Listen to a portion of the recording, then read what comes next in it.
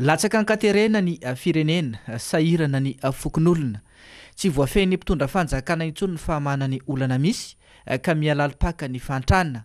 Io no votoatin'ny fanambarana nataon'ny ALDR antoka ho an'ny fahalalahana sy ny lamina demokratika nampiavanimparitra sy ny KMC na ny komity miaro ny soimbonana androany. Tsy misy afa-tsy ny firosona makany amin'ny fanatanterahina ny donakafom-pirenena na ny dinika nasionaly ihany no vahaolana ho famahana ny fahasairanana misy ankehitriny hoy ny ALDR KMC. Mila mifandinika sy mifampiresaka ny hery-velona rehetra misy eto amin'ny firenena ka ao anatin'izany no andrafetana ny vahaolana iraisana, ny fandaminana mialoha ny tontolo ara-pifidianana ka arahina fifanekena ireo rehetra ireo mialoha ny fanatanterahina azy. Eritona sy tapany zay zao no niresaka momba ny resaka hoe asiana dinika izy ty fa tsy vitan'ny fanjakana irery intsony ny mitantana ny raharam-pirenena eto. Impiry izy zay nanova gouvernement tao anatin'ny telotona sy tapany mahery mitondrany nisy dikany mahatonga an'izany ny politika ampitantanana mihitsiny no tsy mety hatrany amin'ny voalohany. Resy lahatra ny lafivalon'osy mpanao politika eto amin'ny firenena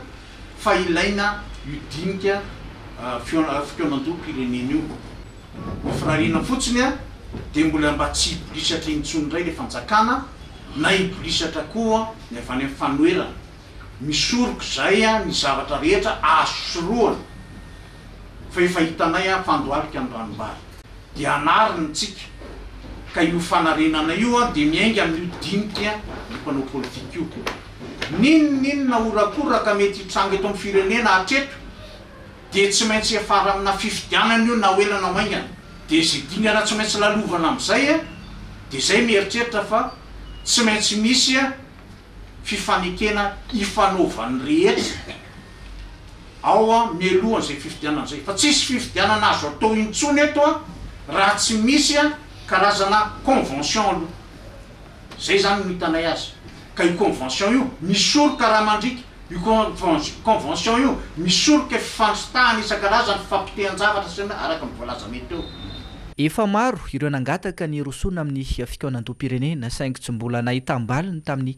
fitondram-panjakana izany nilaza ny ALDR sy ny KMC fa tsy mbola sasatry ny mandroso ity sosokevitra ity izy ireo ialana amin'ny savoroforo ara-politika sy ara-tsosialy mety ateraka izao zava-misy izao. Miakina amin'ny fanjakana io na isavitaka eto tsika na ilamina eto tsika. Raha ohatra tsika zany ka manaiky le fandaminana alohan'ny farany taona dia mety ho tratra le fifidianana. Raha ohatra ka tsy manaiky an'izay tsika dia tsy tratra ny fifidianana. Dia zay no alovana iantsoavo androany maika ny fampiresahana andaminana ny tany sy ny fanjakana.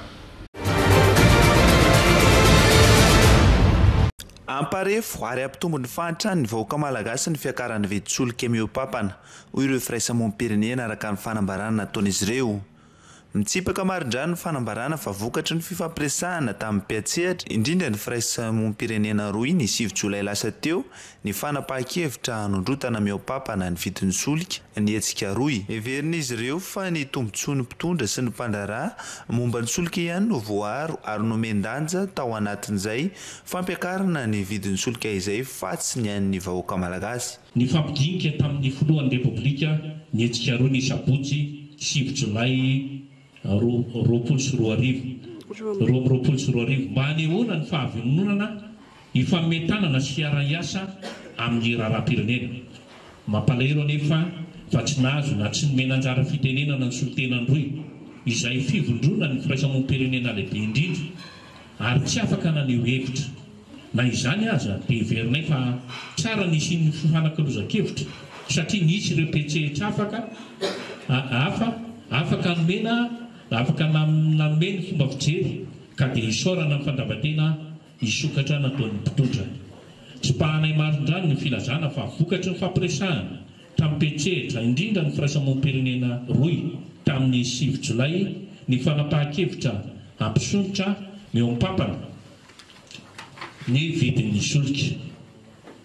roa andro melohan'ny alatrinainy 1 Jolay satria tsy mifampidiniana velively tamin'ny fifanakalozana natao izany. Io fampiakarana meopampana tampoka io dia vokatry ny dinika ny arahampitondra sy mipandraraha momba ny solika vavety ka iverinay fa tombotroan'izy ireo no voaro sy nomendanja tamin'izany. Na dia tsy azo hidivirana aza ny fiakaran'ny viditsolika tsy mitombona ny fampiakarana meopapana ho izy ireo.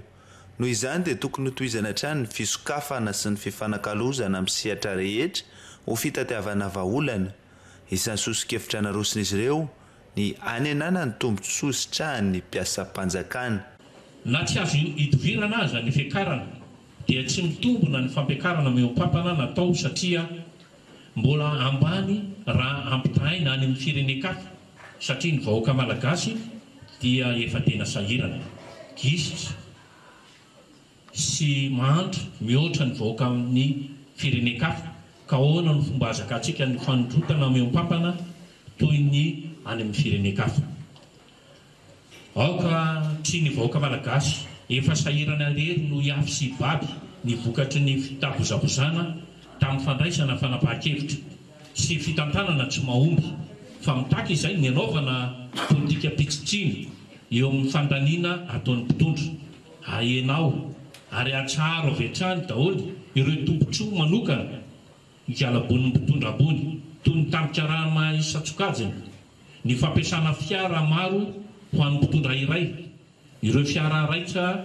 lehibe mpandany solika, ny mission na iraka isin'ny delegationna maro tsy misy vokatra akory, ny fisindreo masy voany ivelany maro tsy atambokatra sy ny sisa izay ataon'ny fitondrana. Asa hoe fa miara-mizaka sy miara-miafy amin'ny vahoaka malagasy ianareo. Miantso ny vahoaka ny firaisamonim-pirenena ho sahijoro tsy hanaiky ny tsirarany mianjady amin'ny vahoaka sy ny firenena.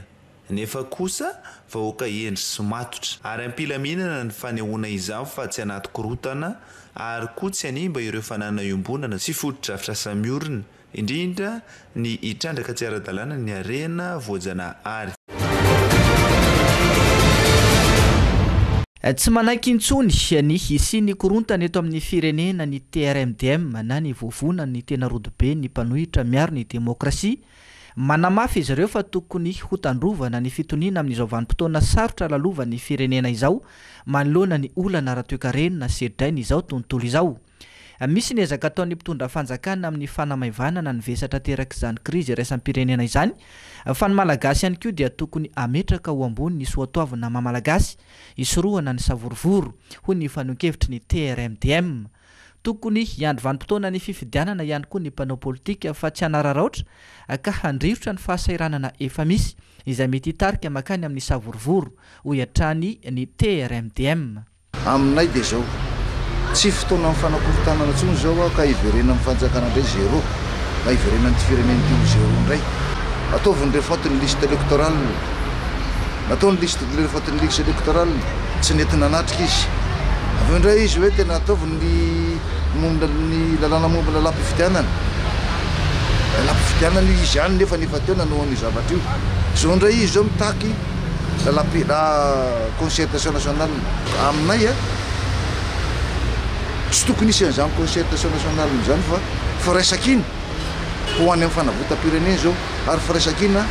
tokony fanolora-kevitra androson'ny firenena fa tsy hoe avita fahagaganina nareo karaha nareo no mitondra dia sy miakatra solika io mbanina nareo no mitondra tsisy ny adiny Ukraine sy ny rehetrarehetra na hainareo koa nitonga eo dia tsisy ny aretina misy aretina ny teto misy inona misy zavatra betabe teto amin'ity firenena ity natonga an'ity firenena ity ohatra zao fa raha tsy nisy an'izany angambany efa hafa ny zava-nisy teto amin'ity firenena ity ka zany zavatra rehetrarehetra zany hoe no anararotana ka hifanaovana valy fahateto ka aminay le tombotsoam-bahoaka sy ny fahefam-bahoaka ny tokony hijerena ka zay dia manao antsoava ho an'ny vahoaka malagasy oka tsy ho voarebireby amin'ny zavatra tsy tokony hitondra soa amin'ny firenena. Ny sintona ny sain'ny mpitondra fanjakana ny TRMDM mba tena hiady amin'ny fanagejan'ny olombitsy ny harem-pirenena. Fotoana izao ampiasaina ireo harem-pirenena ireo ho amin'ny tena tombotsoam-bahoaka araka ny fanazavana ihany. Aminay zany zay no nitako hoe fihezona harem-pirenena tsy vitan'io harem-pirenena ihany fa niza olona vitsanisa ka hita fa nangorokarena tao anatin'ny zavatra eo zay de fa nilaza fa sorono manodidina anao fa misy adratra le matomboloha ka zay zavatra tokony adratsy rehetra manodidina anao de tokony asorinao na mimpangorokarena io na mimpangorokarena teratany io na mivahiny io mampahantra atsika ohatran'izao na ny manodidina anao na gasy io vitsanisa ka tsy tondra fampandrosoana ka ampijaly vahoaka atsaharo aloha andao lo jerena ny sosialy vahoaka. Coopérative manodidina no mivondrona ao anatin'ny CTS fanavotana misehatra amin'ny fitaterana mampitohy ny renivohitra sy ny manodidina na ny suburbaine izany hoe 3 kilometatra miala ny renivohitra. Efa ntaonany maro no nisian'ny UCTS fa raha toa nefa nisy ny fifampiresahana teo amin'ny ministera sy ny mpitatitra ny alatsinainy lasa teo mahakasika ny fampiakarana ny sarandalana gaga izy ireo fa tsy voantso anatrika izany hatramin'izay nefa atao voantso ihany araka ny fanazavana izy ireo na izany aza tsy mandany teny filoham-pirenena izahay amin'ny fampakarana ny sarandalana ary ny fanapahana araka ny fanazavana dia somary gaga ihany izahay. Inona ny antony na tonga ny fifampiresahana niaraka tamin'ny ministera niaraka tamin'ireo antoko fitaterana satria fitaterana no fifampiresahana eto anisan'ny misehatra izahay ary tsy vao zao zay no miseho fa efa misy hatramin'ela fantatry ny rehetra mahagaga anay ny antony na tonga tsy fifampiantsonanay mba hifampiresaka momba ny zavatra iny fa izahay tsy pihana eto tsy mandany tenin'ny filoham-pirenena anisan'ny manohana ny filoham-pirenena io zay ary indrindra manaiky izay zavatra rehetrarehetra tapaka manaiky an'iny fanapahana resaka iny zay fa ny alahelo kely fotsiny inona ny antony na tonga anay tsy voantso tamin'ireny fampiresahana ireny taloha zay nampagaga fa teo foana ihany hatramin'ny fampiresahana rehetrarehetra fa noho ny taty aoriana tsy fantatra inona zavatra niova dia lasa adino zay za fomban-javatra moa ny adino ihany fa ny tena marina tokony tsy ho adino mba zanaka ao an-trano. 20 zany misy atao amin'ny CTS fa ary saiky misy daholo na ivato atsimo andrefa na atsinanana satria misy hatrany Ambohimanga kely moa zany iny misy any kopifemeniny misana ny zotra maromaro zany zay ary ny ny fotoana fanisianay efa lava efa ela ihany satria niaraka tamin'ny union anankiray ihany zay. Tsy aivina moa fa efa nisy ny fiaonana teo amin'ny ATT sy ny UCTS fa ary nandray anjara tamin'ny fametrahana tovana 20 ny sarandalana ho an'ny zotra suburbaine izy ireo. Hanana anjara toerana goavana amin'ny fampiroboroboana ny fisitrahany vahoaka malagasy herinaratra amin'ny alalany angovo azo avozina ny sehatra tsy miankina.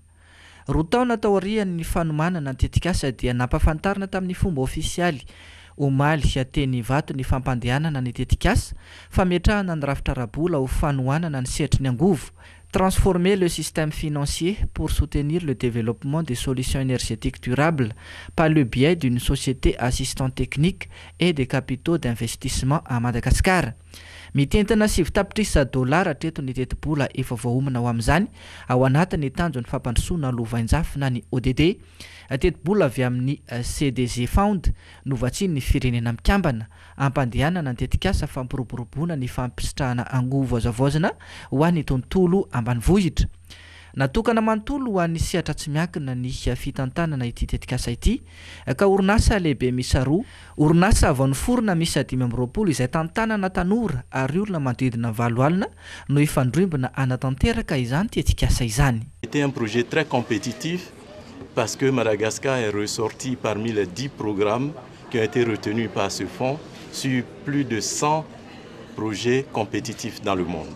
C'est pour vous dire à quel point ce projet est important dans le cadre de la mise en œuvre de l'accès aux énergies pour la population malgache. Tanjona napetraka ny fitondrana ny fampananana herinaratra tamin'ny 500 ny tokantrano malagasy. Anatina fahamana olana goavana nefa ny orinasa jirama ankehitriny ka tohanany ny fitondram-panjakana izao ezaka avy amin'ny mpiara-miombonantoka izao raha ny fanazavana avy amin'ny Prime Ministre Ntsay Christian. misaotra an'zareo nivon'ny firenena mikambany moa tsika fantatra reo fa ilayntsika eto amin'ny firenentsika ny mba isiny zany angovo zany na herinaratra zany any amin'ny tontolo ambanivohitra maro isan-karazany. Nitsika moa manana vina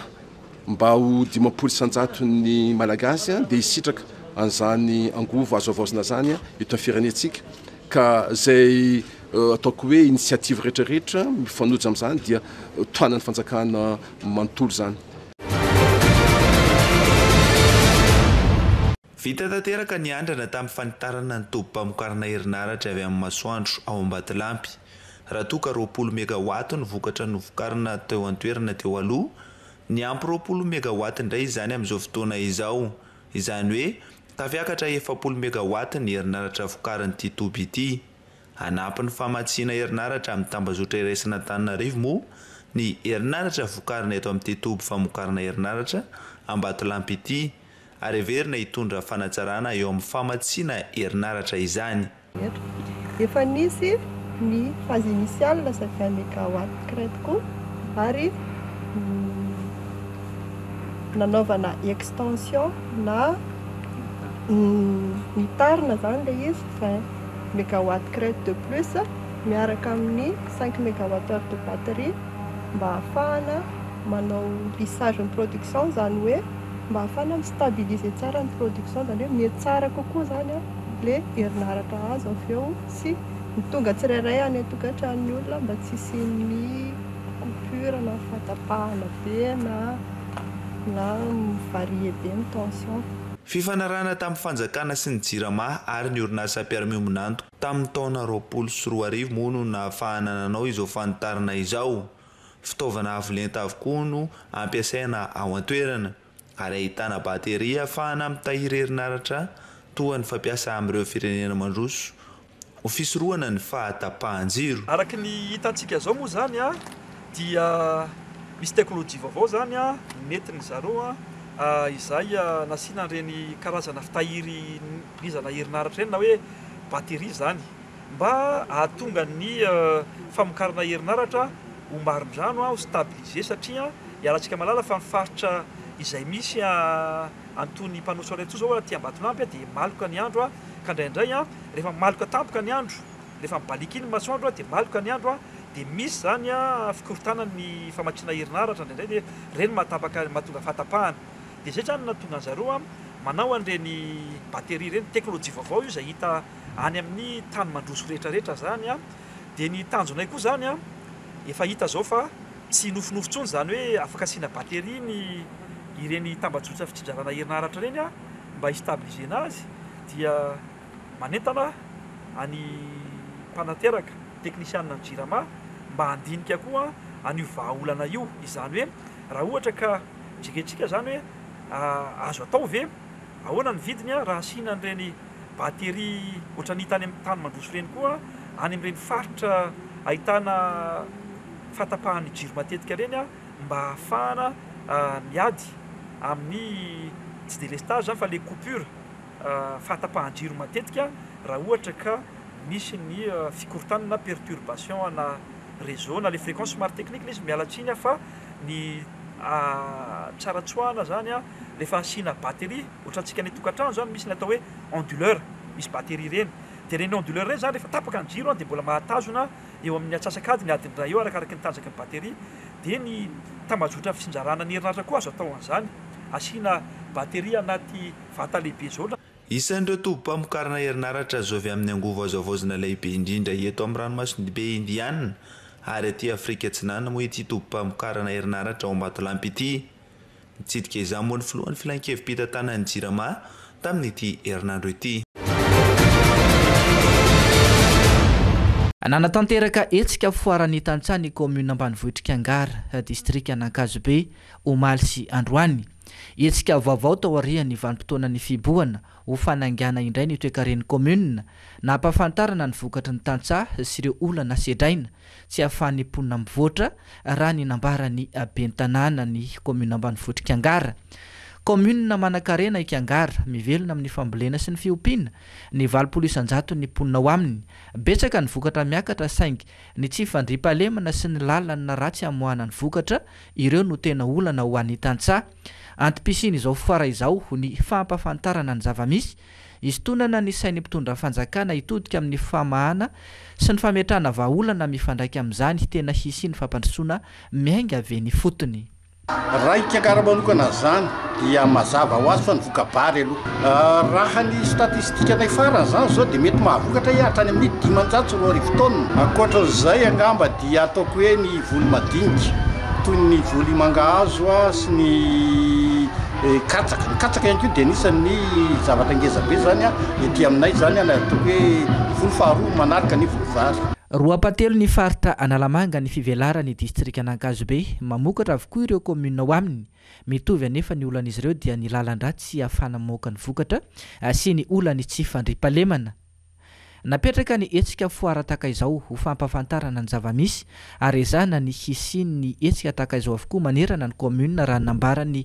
solombaboaka voafitany an-toerana miroso ny paikady fampandrina fahalemana napetraka ny fitondram-panjakana amin'ny alalan'ny fametrahana miaramila sy izandary any amin'ireo faritra mafana amin'izany asa andalo izany manantena ny tohizan'ny fametraham-baolana tahaka izao ny vahoaka any an-toerana efa nanao foara moa zany teo ny tao amin'ny rehevohatra distrika fa androany dia tia kangarana izy natao ary zava-dehibe amin'ny sehatra ekonomika na dia eo raha fitangana sy fiompiainana izay iainany malagasy rehetra dia ho an'ny aty amin'ny tantsaha ty manivolo aty dia misy an'izay foara zay fampisehoana amin'ireo vokatra maro samihafa izay mampalaza ny kangara aty amin'ny commune sady nanao an'izay fitaterana amin'ireo lehibeany fokotany sy ny vohitra ary koa ny conseil communal izay paikady momba ny fiadinany tsy fandriam-pahalemana izay aty amin'ny faritra Ankazobe hatrany zany resaka amin'izany mijoro hatrany amin'ny asa fameloma maso sy ny fanandratana ny kolotsaina sy ny mahamalagasy ny mpitsabo malagasy fitrama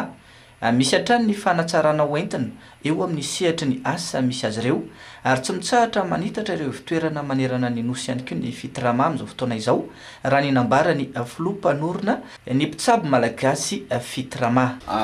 confinement moa zany mizaka hatrany mpitsabo malagasy fitrama mamaty amin'ny asa mamala sy ny filano mpanjifa bitsaka ireo olona nitady an'le ohatra tamin'ny machine dia ankehitriny zany zao vao tonga ireo machine rehetra ho aparitaka manerana ny agence mpitsabo malagasy fitrama io dia miaraka amin'ny consultation gratuite rehefa sabotsy sy ny lady zay tenenina hoe ny aretina rehetra dia miankina amin'ny ohatra sy ny zava-maniry tsy misy fandidina atao tsy mampiasa fitaovana dokotera fa le vonona ny aretina ny diabète ny prostate ny tension eo ihany koa ny resaka aretim-po ny resaka vavony ny aty ny tsinay ny cancer sy ny sisa maro karazana zany dia mila zay masazy zay dia tonga ireo machine ireo dia ampiarahana amin'izay rehetrarehetra zay dia consultation gratuite sy machine ireo zany dia paritaka manerana 67 hectares sy dia tia foibe amin'ny mpitsabo malagasy fitrama anosy atao tsinana pita jovena amin'ny afitsika manosy aty boronao itosy eo amin'ny dalina ambeoa amboipo andoha marché eo amin'ny ariera sarymasiny ao tanjombato dia ny EPP amin'ny station cellone amindrano anazy sy andoha amin'ny fotsy ivato dia pitany gastropizza merina mpivoany akaiky fiangonana katolika sabotsina miana jira mataloha akaiky ny posta avaradoany elanelana sitexoe sy miparavy ambomanga kely mikanja rehefa anakao ambotro manjaka pitany commune kadina tombo amin'ny abattoir sy ny domainenao mahitsy pharmacie taloha amin'ny terrain mieritsy atosika pitany jirama miarinarivo amin'ny 4 semaine mba ny pharmacie avitra manjakandrina manakasy kely otony matasoa moramanga bataka cathédrale sur mandidy ambosary kely akaiky ny pompe antsui akaiky ny fonction publique ambilobe atavy akasaka amin'ny extratropole magengatana ambosotema sambava dia taimby akaiky grossiste radesy sy ny station celle eo Thomas Natanamakoa Thomas Namboly Madinika fianao rivesy tamaraboa fasin'ny otivao dia go laskama Maxime dia Ambatolampy ambany maso pitany station celle Tsirabe avaratsiana lamaka ny voaria ambositra ambomiadana pitany chugeo fianaratsoa ambany lycée Yus Ropoint 13 manjaka mandroso Morondava ambalanomby amin'ny fisa eo manjakandrina manakara cité ambalafary pitany domaine mananjary ambatolonga tsy migarotera tuliara ambalanomboka moa parafangana mangarivitra lalatamaka ny misovenanjo zobe mananara lalana maka amin'ny vatanana igny ambanja ambotobony eo pitany église aramplasantsara eo andapa ataingena tsimo akaiky ny canal plus eo marontsetra androkaroka akaiky ny hôtel Tongile mananara baratra mananara centre akaiky ny hôpital be ambatondrazaka 67 Somakodis Fort Dauphin Bazara Koradava fa sy misy crocrety arrive mam 4 sous-main eo amin'ny domaine sabotsy sy ny lahy de gratuite amin'ny andavanandro dia 10,000 ariary eto amin'ny tsava malagasy fitramamo zany ny fahasalamana no endreketany eto dia ny zano matianana trany dia aviriny indray mandeha fa ny nay massage tsy andoavam-bola fa kosa asytanana nomena io zany zay fonao na massage tanana zany na massage machine be dia be ny tombotsoa azo amin'reto ho an'ny olona tensionnaire ho an'ny olona diabétique ho an'ny olona zay manana andro aretina rehetra amin'ny taiza zany dia fa tonga reo machine ireo ary afofe zay moa zany ny antony zao fisiany zao miezaka mifeany zany rehetrarehetra zany reo mpiasa rehetrarehetra manerana amin'ny Madagasikara mifoa amin'ny nora maraina ka hatramin'ny 10 ariva dia averinay fa tsisy fandidina tohitsabona amin'ny alalan'ny otra sy ny zava-maniry ary mametraka ny tena no maty anana trano mitsabo malagasy fitrama manana ny fahaizandreo ankizy mitantana ny sehatra tsirairay avy ary mafeny asany dia ao anatin'izany rehetra zany ihany koa ny fifiezana ny resaka makasika lotra dia ny otra zany androany dia afaka tonga arakaraka ny fotoana moa zany fa paviny amin'ny herin'ny androany any efa tokony tonga amin'ny toerana rehetrarehetra fa misy an'izay daholo fa arakaraka ny alavitany io ohatra ny sambava zao après 4 jours na 5 jours vao tonga ny amin'ny Fort Dauphin mety après 6 jours fa tamatao zany efa azo androany ariva ny eto tanàna rehetra efa mahazo.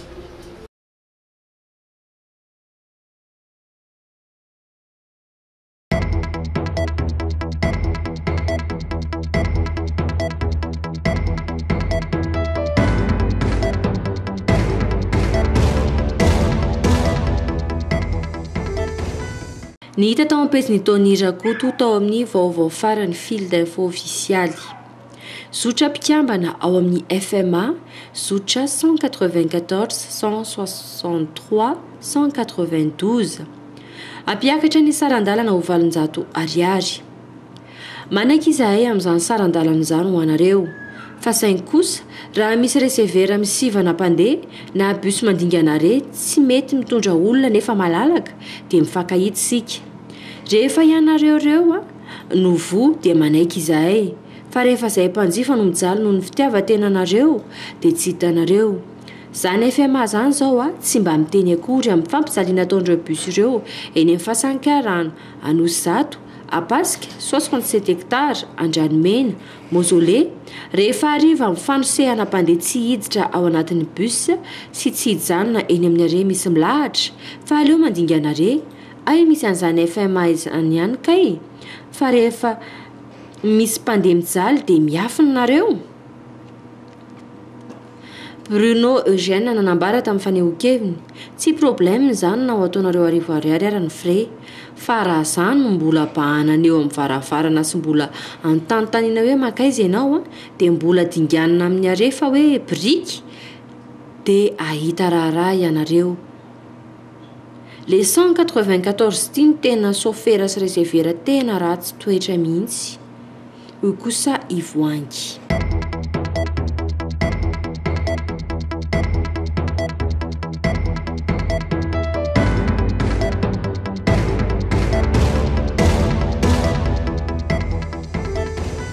Ny hita tao am-pejiny Anjarasoa fitahina manomboka arapitso dia tsy azo atao intsony ny miditra bus 160 666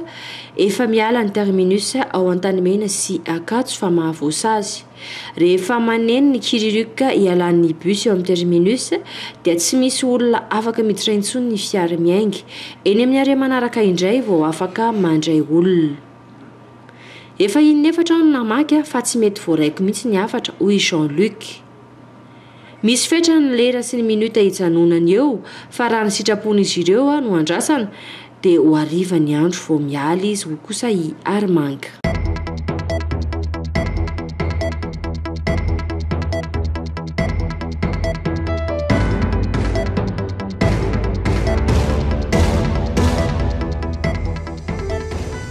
Ny hita tao am-pejiny Fredy Raka Ondrambelo nosalorana ny marbonahim-pirenena Chevalier de l'Ordre National izay notahirindry Ramatoa ministry ny serasera sy ny kolotsaina Lalatina Rakotondrazafy Andriatongarivo. Dia ataon'ilay matinina zavatra tsisy ilana azy tsony iny hoy Fiandrana F100. Itony moa dia fanolonitra maty sa ho an'ny velona ho kosa ikaza.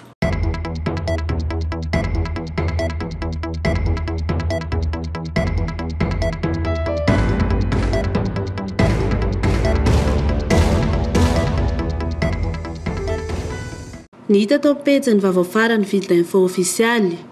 Mirongatra ny vaky fasana ao amin'ny commune Betsinjaka sy Ankirio, commune Belalanda. Amin'izao fotoana izao, manao antsoava amin'ny fitondram-panjakana noho izany ireo mponina ny toerany manoloana izao zava-misy izao.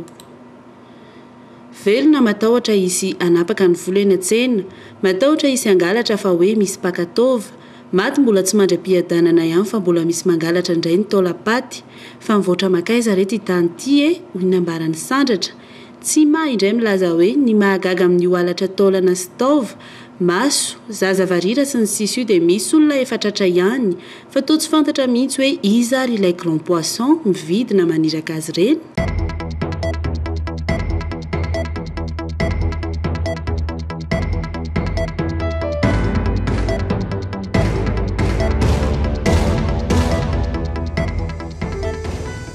Ny hita tao am-pejy ny vaovao malaza eran-tany ofisialy.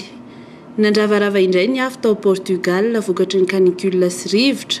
Tafiakatra 43 degré Celsius ny hafanana. Nanomboka tamin'ny farany herinandro lasa teo ny afo, ny ato kely ary niverina indray nanomboka tamin'ny talata. Mahery ny 704 ireo mpamonjy vonana isalana mon'ny afo. Mbola ao anatin'ny fitandremana tanteraka izy ireo hatreto satria ahina ny mbola hiverenana izany. Efa miaratsy ho azo ao fiainan'izao hoy Arsoa. Tiana kosa indray milaza hoe neto aminay indray ny atsika no tena mamirifiry.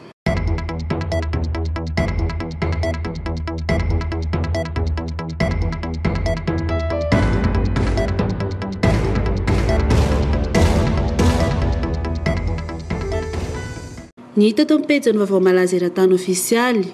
Nodimandry teo amin'ny 7 taona ny Ivana Trump, vadiny Donald Trump voaloha.